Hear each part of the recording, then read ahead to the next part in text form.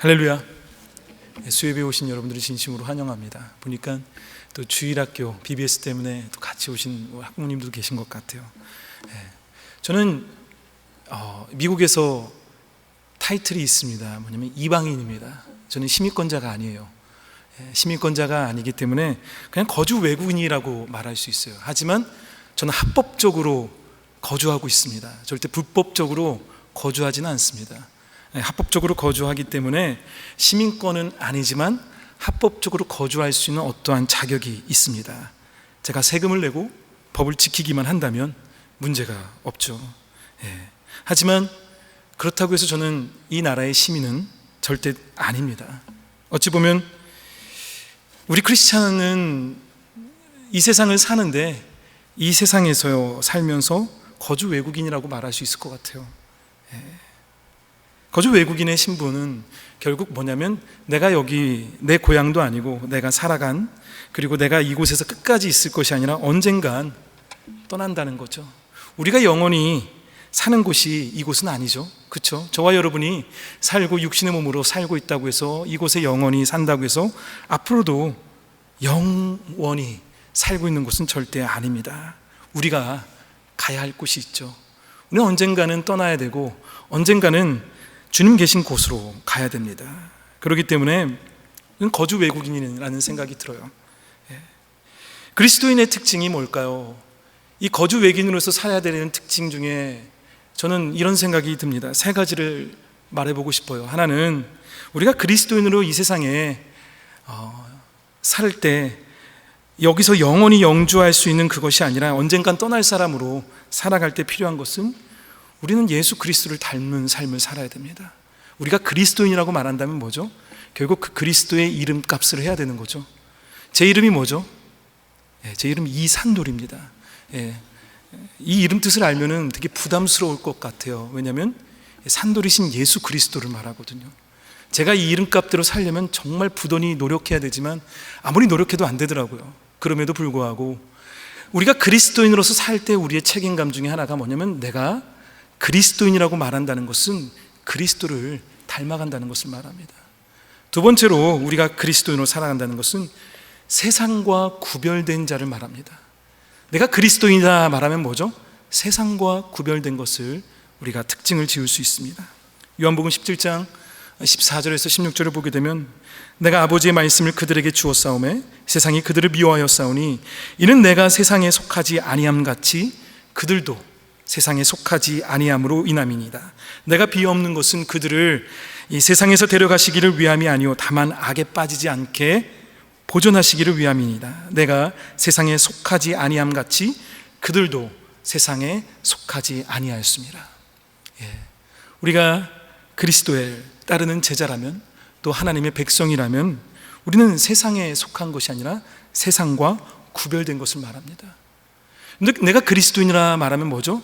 나는 세상과 구별된 삶을 살고 있다고 거기 안에 다 들어가 있다는 거죠. 세 번째로 우리가 그리스도인이라고 말할 때 또 하나의 특징은 뭐냐면 세상에서 승리하는 삶을 살아야 됩니다. 세상과 함께 있는 것이 아니라 세상과 구별됨과 동시에 세상에서 승리하는 삶을 살아야 되죠. 요한일서 5장 4절에 무릇 하나님께로부터 난 자마다 세상을 이기느니라. 세상을 이기는 승리는 이것이니 우리의 믿음이니라. 세상을 이기는 것이 그리스도인의 특징입니다. 자, 다시 말할게요. 그리스도인은 말 그대로 예수 그리스도를 닮아가야 됩니다. 그리스도인은요, 우리가 이 세상을 살면서도 똑같은 삶이 아니라 구별된 삶을 살아야 됩니다. 그리스도인은요, 늘 승리하는 삶을 살아야 됩니다. 세상에서 살되 세상에 속하지 않으면서 세상과 구별되고 세상에서 승리하며 그리스도를 따라 삶을 사는 것 얼마나 쉬울까요? 아니면 얼마나 어려울까요? 저는 이 부분을 또 영적 전쟁이라고도 볼 수 있을 것 같아요. 내가 그리스도인으로서 예수 그리스도를 이 세상에서 담기 위해 노력하고 구별되어지는 삶을 살아야 되고 그 가운데 늘 승리하는 삶을 살려고 할 때 우리는 주어지는 삶의 환경과 현실 가운데 늘 부딪힘이 생깁니다. 하지만 그런 영적 전쟁과 영적 싸움에서 우리는 승리해야 됩니다. 우리가 살고 있는 이곳, 이 실리콘밸리뿐만 아니라 지구 반대편이든 인간이 살고 있는, 사람들이 모여있고 이 육신의 모습으로 살고 있는 이곳에서는 늘 영적 전쟁이 계속적으로 우리 삶에 노출되어져 있고, 우리 삶에서 늘 하나님의 뜻을 구하면서 살아가야 되는 그러한 선택의 기로에 놓일 때가 있습니다. 오늘 말씀을 보게 되면요, 이 다니엘이 나오지 않지만 사드락과 메삭과 아벳느고라는 이 다니엘의 세 친구가 나옵니다. 제가 특별히 이 본문을 정한 것은요, 뭐 특별한 건 없어요. 성경에 이런 부분도 많이 나옵니다. 하나님의 백성으로 온전히 살아갈 때 여러 가지 어려움과 그 환경을 어떻게 극복해야 되는지는 단지 다니엘서 여기만 나오는 것이 아니라 성경 전반적인 모든 곳에서 동일하게 나오고 있습니다. 그건 뭐죠? 그들이 살고 있었을 때도 영적 전쟁터였고요, 지금 저와 여러분이 살고 있는 지금도 이곳은 영적 전쟁터라는 거죠. 이 다니엘서 3장을 보게 되면 뭐죠?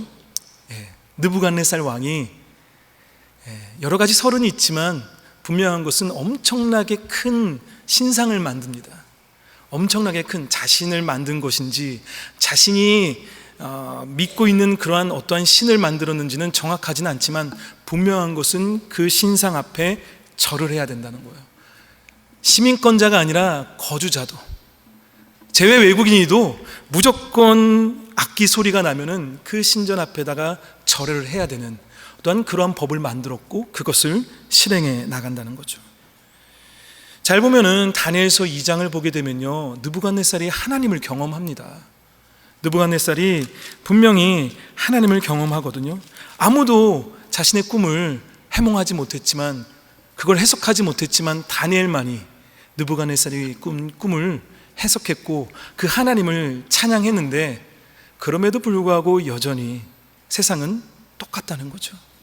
마치 엘리야가 850명의 바알 선지자들과 대립해서 온전히 하나님의 놀라운 경이로운 기적의 역사를 경험했음에도 불구하고 바뀌지 않고 이세벨이 엘리야를 죽이려고 했던 그 모습과도 동일하다는 거죠. 영적 전쟁터는요, 한 번 승리해서 모든 것이 다 끝나는 것이 아닙니다. 오늘 내가 승리했지만 그럼에도 불구하고 내일도, 내일 모레도 우리는 그리스도인으로서 살아야 되는, 정말 주님 없이는 살 수 없는 그러한 믿음이 없이는 이 세상을 살아갈 수가 없습니다. 자, 그래서 지금 이 느부갓네살이 하나님을 경험했음에도 불구하고 자신이 따르는 신상을 크게 세워서 그리고 이것을 온전히 믿고 절하라고 말합니다. 네, 단지 신만을 경배하라는 것이 아니죠. 이건 되게 정치적인 부분이 들어가 있습니다. 왕권 강화죠.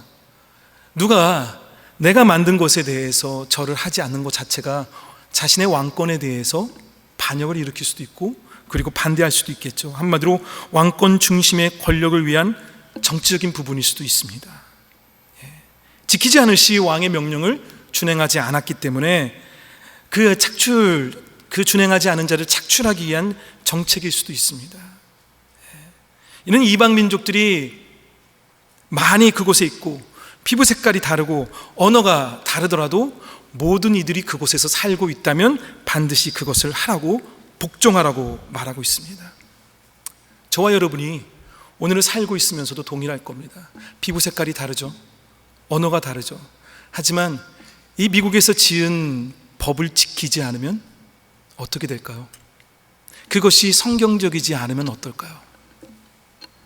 그것이 성경적이지 않은, 온전히 하나님과 그릇된 부분들이 법적으로 나온다면 저와 여러분은 어떻게 할까요?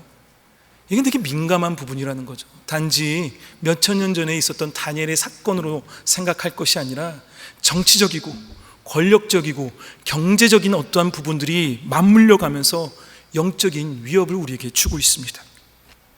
그리고 이 정치 구조와 문화 구조로 인해서 핍박과 고난과 그리고 많은 타협안들을 우리에게 보여줄 겁니다. 의무적인 조항이에요. 반드시 지켜야 된다는 거예요. 지키지 않으면 안 된다는 것을 여기서 말하고 있습니다. 의무적이기에 그것을 순종할 수밖에 없으며 그것을 거역하는 것은 죽음 아니면 추방이라는 거죠. 그리스도인이 온전히 그리스도인답게 살기 위해서 우리가 이 세상을 살아가지만요, 때로는 그리스도인답게 살기 위해서 이 세상에서 추구하는 것과 맞물리는 것이 아니라 대립될 때가 있다는 거예요. 하나님 말씀과는 전혀 다른 법들이 생기고 하나님 뜻과는 전혀 다른 삶의 중요성을 두고 그것이 주가 되는 그러한 세상을 살아갈 때 저와 여러분은 어떨까요? 아무리 다르다 하더라도, 그것을 거역하면은 불이익을 당한다 하더라도 저와 여러분은 어떻게 하겠습니까? 항상 영적 전쟁을 보게 되면요, 타협안들이 많이 나오더라고요. 저와 여러분이 앞으로 그리스도인으로 온전히 살아가고 여러분의 자녀를 그리스도인으로 만들기 위해서 많은 부단한 노력을 할 때 타협안들은 항상 주변에서 나옵니다. 예수 그리스도의 세 가지 유혹 아시죠? 사탄이 예수 그리스도를 유혹해요. 여러 가지로 유혹하죠. 근데 떡을 만들라고도 말하고 뛰어내려라도 말하고 절하라고 말합니다. 근데 그 내용을 보면 논리적일 수도 있어요. 설득적일 수도 있고요, 이성적인 부분일 수도 있고요, 감정을 건드리는 부분입니다. 사드락과 메삭과 아벳느고도 동일해요. 영적 전쟁은 동일합니다. 사탄이 무는 사자와 같이 우리를 위협합니다. 그 가운데 동일하게 사드락과 메삭과 아벳느고에게도 타협을 줍니다.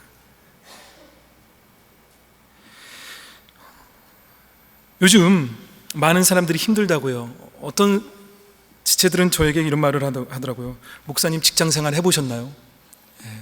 그 뜻은 뭐죠? 직장생활 안 했으면 할 말 하시면 안 됩니다, 뭐 이렇게 전 들리더라고요. 목사님, 직장생활 해보셨어요?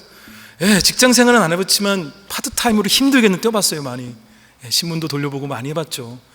정말 비굴하더라고요. 돈 버는 것이 힘들더라고요. 제가 청년들에게 말합니다. 돈 내고 다닐 때가 행복한 거라고, 돈 받고 다니는 것이 얼마나 힘든지 너희들은 나중에 알 거라고 말합니다. 세상을 살아가면서 살아가야 되기에 부딪히는 여러 가지를 압니다. 알매도 불구하고 성경은 우리에게 계속적으로 말하고 있습니다. 나 여호와 하나님, 나 여호와만 믿으라고. 아멘. 나 여호와만 따르라고 말합니다. 어떠한 그 누구도, 어떠한 것도 너의 우위에 두지 말고 오직 믿을 것은 나 여호와 한 유일한 나 여호와만을 믿고 따르라고 말합니다. 결국 사드락과 메삭과 아벳느고는 그 법을 지키지 않습니다. 그 법을 준행하지 않죠. 그 결과 고소가 들어갑니다. 누군진 모르겠어요. 하지만 그를 미워하고 시기하는 사람들이었을 것 같아요. 고소합니다. 그리고 고소하는 가운데 당연히 왕이 명령한 거였기 때문에 왕이 그들을 아무리 사랑한다 하더라도 당연히 그 법을 지키지 않은 대가를 치러야 되는 거죠. 다시 한번 왕이 명령합니다. 너희들이 내가 다시 한번 기회를 줄게. 음악이 나오고 모든 악기가 울릴 때 너희가 절해라. 그러지 않으면 너희들은 죽어 라고 말하죠. 그리고 그들의 구체적인 그러한 직분들도 여긴 나와 있진 않지만 분명한 건 공무원이라는 거예요.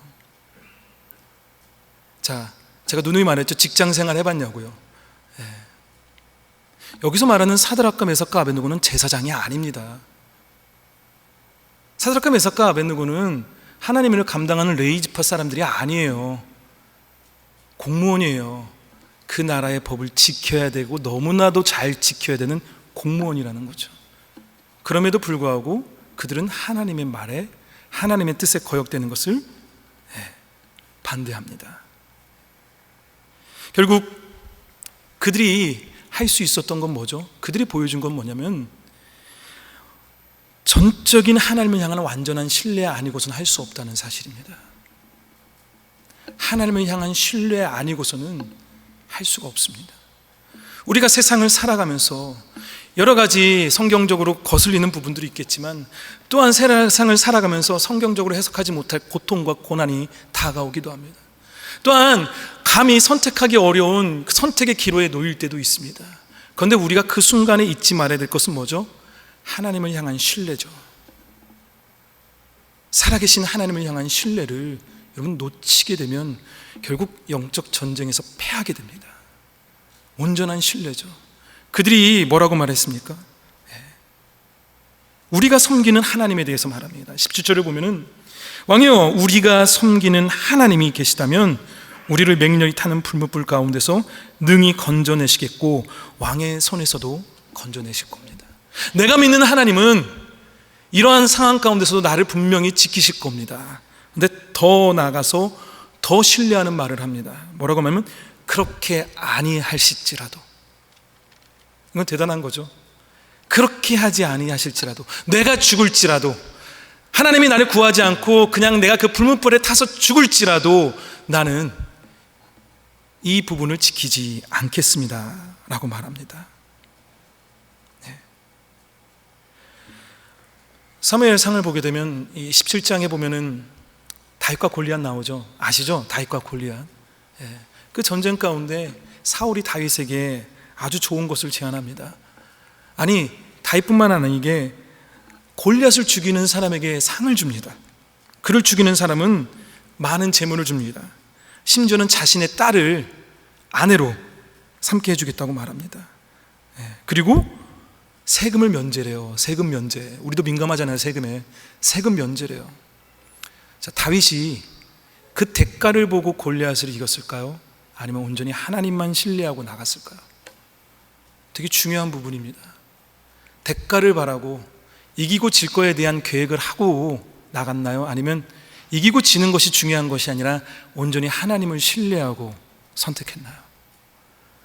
저와 여러분이 영적 전쟁에서 그리스도인으로 온전히 살아간다는 것, 그리고 구별된다는 삶, 승리한다는 삶은요, 승패를 가리고 그리고 결과를 보거나 계획을 하고 그리고 어떠한 상황의 퍼센트율을 따지는 것이 아니에요. 전적인 하나님의 신뢰입니다. 그것이 하나님이 말씀하셨기에, 하나님이 원하는 것이기에, 하나님이 바라는 것이기에, 하나님이 기뻐하는 것이기에 거기에 내가 온전히 신뢰하고 따른다는 거죠. 세상의 전쟁은요, 그리고 세상에서 이루어지는 모든 싸움은요, 승리의 대가를 위해 싸웁니다. 승리하기 위해서, 무언가를 얻기 위해서. 그런데 영적 싸움은요, 어떤 대가가 아니라 하나님이 하나님이심을 선포하기 위해서 싸우는 거죠. 내 삶에서 내가 믿는 하나님은 이분이십니다 라는 것을 선포하는 것이 결국 우리가 영적 전쟁을 싸우는 이유입니다. 그러기에 새 친구가 그리 아니하실지라도,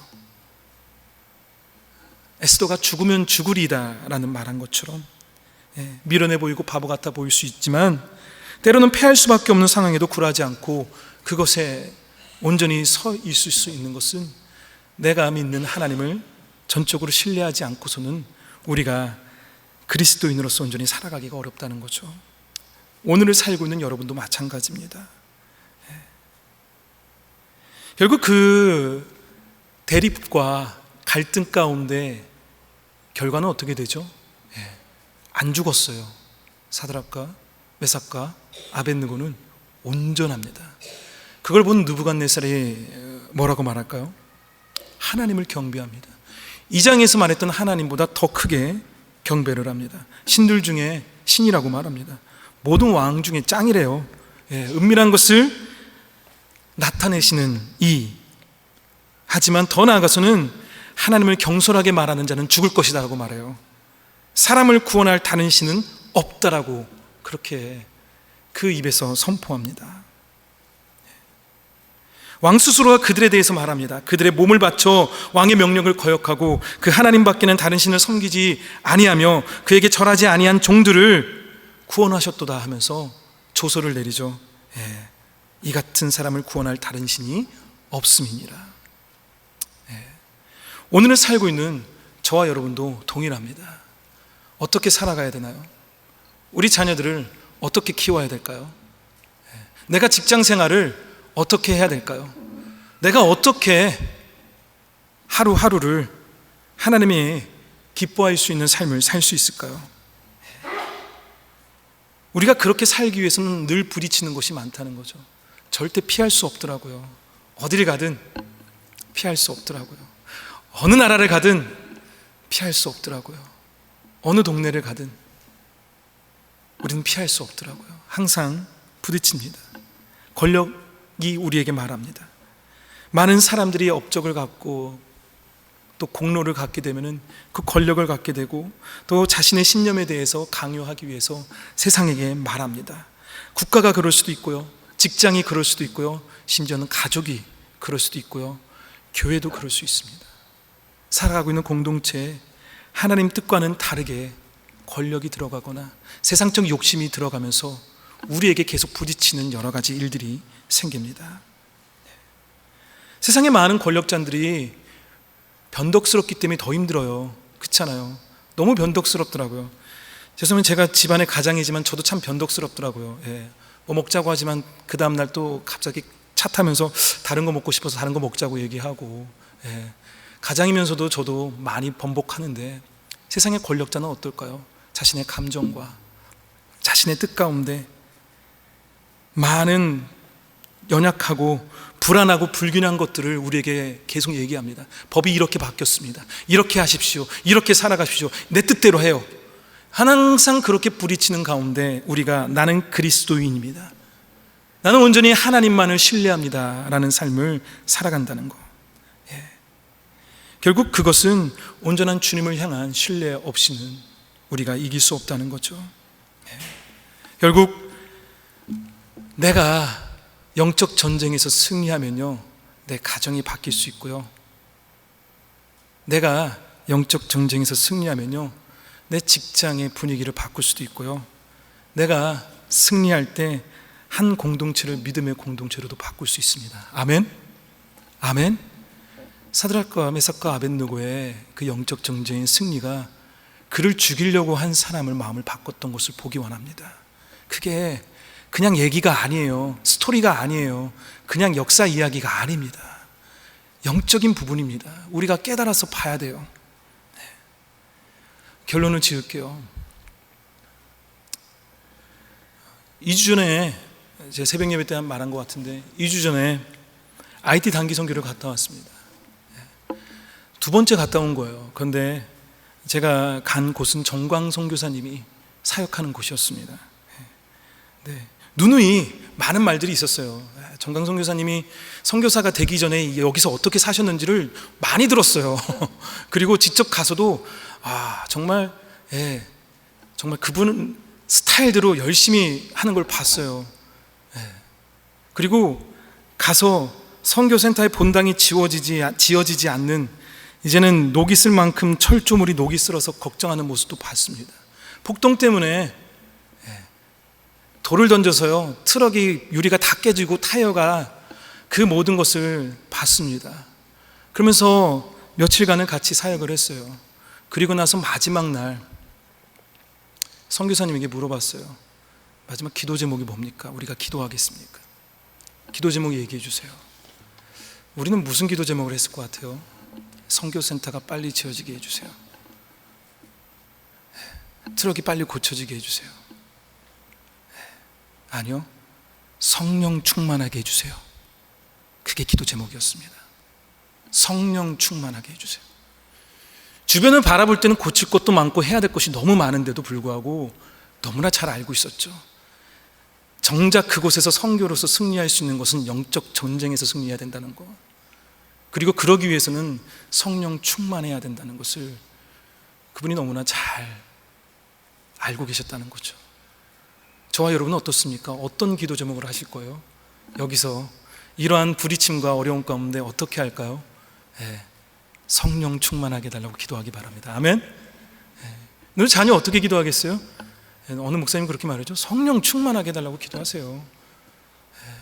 온전한 그리스도인으로서 구별되고 승리할 수 있고 예수 그리스도를 닮아갈 수 있는 거, 성령 충만이 답입니다.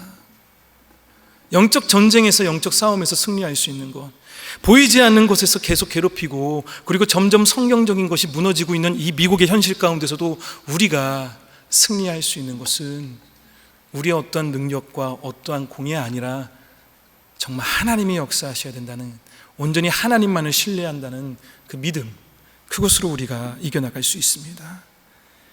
저와 여러분이 숨쉬고 있는 이곳에서 항상 논리적이고 이성적이고 그리고 세상적인 유혹에서 하나님의 영광을 드러내기 위해 살아가는 부단히 노력하는 저와 여러분, 그리 아니하실지라도 죽기를 각오하고 그 죽음이 헛되지 않을 것이라는 것을 믿고 살아가는 저와 여러분이 되길 바랍니다. 그래서 어느 곳에 있든 승리하셨으면 좋겠어요. 우리 옆 사람에게 한번 말해볼까요? 승리합시다. 승리합시다. 한 번만 더 해볼까요? 성령 충만합시다. 저와 여러분이 이곳에서 온전한 임마누엘 교회로 이 세상의 빛이 되어질 수 있는 것은요, 이거밖에 없어요. 이거밖에 없다는 것을 잊지 마시고 살아가길 간절히 축원합니다.